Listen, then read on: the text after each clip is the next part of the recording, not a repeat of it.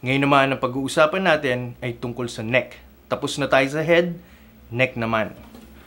Now, this is the neck. This is the head.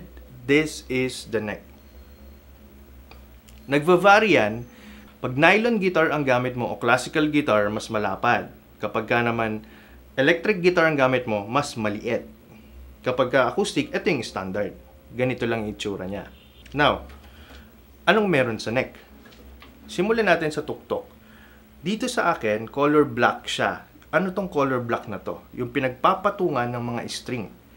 This is a nut.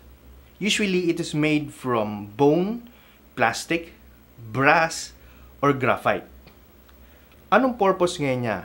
Number one, definitely, patungan ng mga strings mo. Hindi natatapos doon. Ang purpose ng nut is siya yung isa sa mga mabibigat na purpose. Nag-a-absorb siya ng vibrations ng string mo.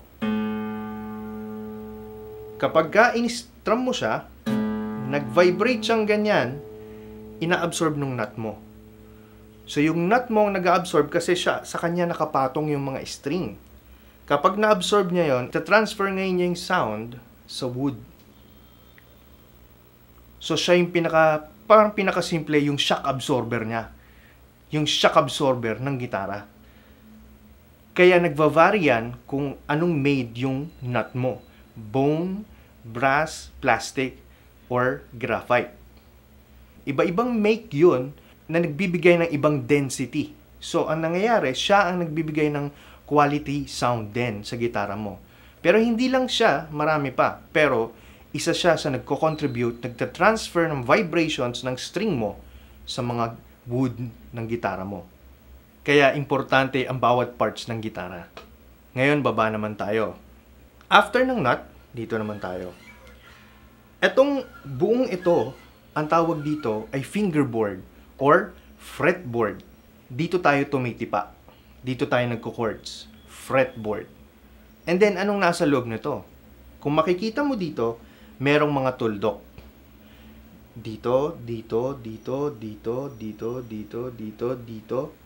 Nagva-vary yan sa make na naman ng gitara mo. Pero ito rin yung pinaka-basic.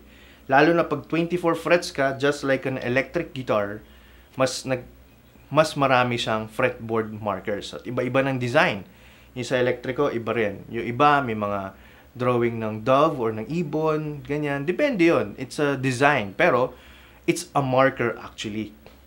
Marker siya para malaman mo kung saan ka dapat mag-fret. Pag sinabi kong sa 5th fret, alam kong dito na kasi nagbe-base ako dito sa second marker na meron ako dito. So, importante rin ang position markers. Okay? Next naman ay ang fret wires or metal wires. Ito naman yung mga bakal na nakikita mo dito. Ano naman ang purpose niya? Siya naman ang nagse-separate ng sound. Pag inusog ko siya, kakaroon ng different sound. So, importante rin yan. Talagang meron din niyang centimeters o meron din niyang millimeters, yung taas niya, yung baba niya, yung layo ng fretting, merong difference din yan.